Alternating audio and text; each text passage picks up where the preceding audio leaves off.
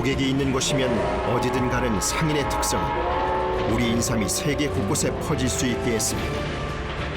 인삼 상인들도 여러 곳으로 다니면서 또 각 나라로 다니면서 여러 가지 정보를 수집해서 제공하는 그런 역할도 인삼 상인들이 했던 역할 중에 하나입니다. 미주 최대 독립운동가 가문의 수장인 강명화도 칠레로 향합니다. 강명화는 평안남도 출신으로 고향에 있을 때 인삼 장사를 한 것으로 알려져 있는데요. 미국에서의 이동도 인삼 판매와 관련이 있을 것으로 추정됩니다. 이건 우리 조부님 그 오영재신데 오영재다 서운된 그 형제분들 같이 찍으신 거고. 인삼을 팔며 전국을 돌아다녔던 강명화는 일찍 사상이 깨었다는데요. 미래를 위해 아들들과 함께 하와이 이민선에 몸을 싣습니다. 매일같이 그 전통 의상을 입고 갓을 쓰고 큰 절을 하는 걸 처음 보는 미국인들이 그 모여들기 시작해서 나중에는 굉장한 숫자가 아침마다 거기 구경거리가 돼서 모여든 그런 현장에서 인삼도 거기서 아마 홍보를 한 걸로 그렇게 제가 우리 집안에서 내려오는 얘기입니다. 사탕수수 농장의 고된 일상에도 한국인의 긍지를 잃지 않았던 강명화의 아들들은 매일 아침 한복을 입고 문안 인사를 올립니다. 낯선 문화에 대한 호기심은 우리 인삼을 판매하는 데 도움이 됐다고 합니다.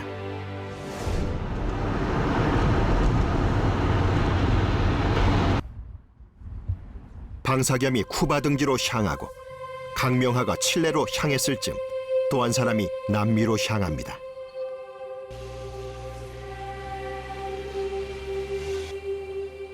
바로 박영순입니다.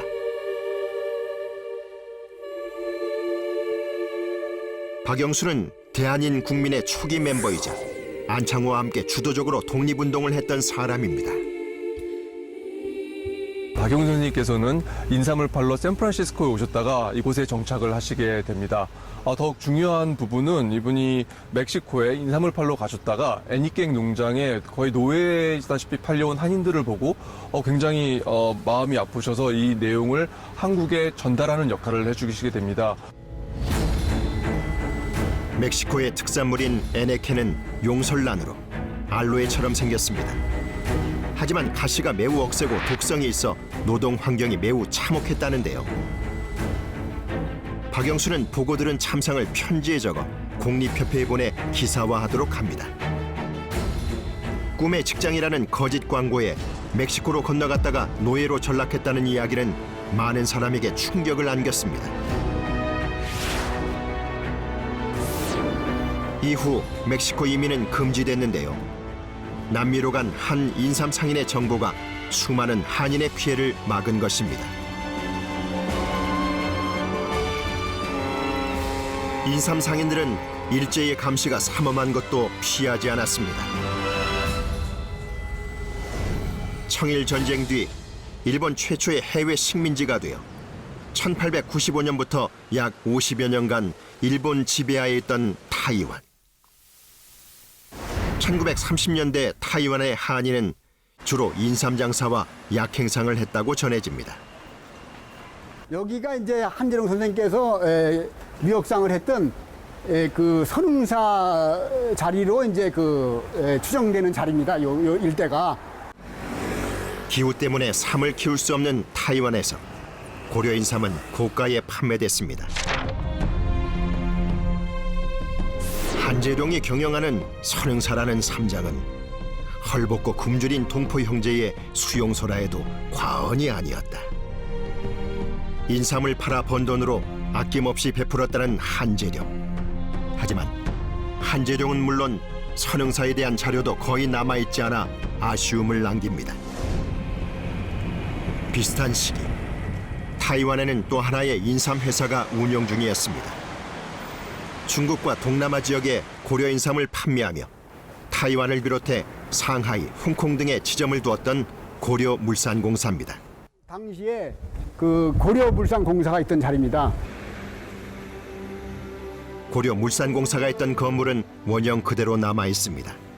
정석균 선생이 이제 그 고려물산공사를 경영했던 자리입니다. 근데 이 자리는 그 한재룡 선생이 저 연편북로 큰 길에서 말하자면 신장로에서 사업을 경영한 거에 보다는 좀 외진 곳으로 약간 들어왔습니다. 고려물산공사는 독립운동가에게 연락망과 은시처를 제공하고 직원으로도 고용합니다. 대만 지역은 일단 일본 제국주의잖아요.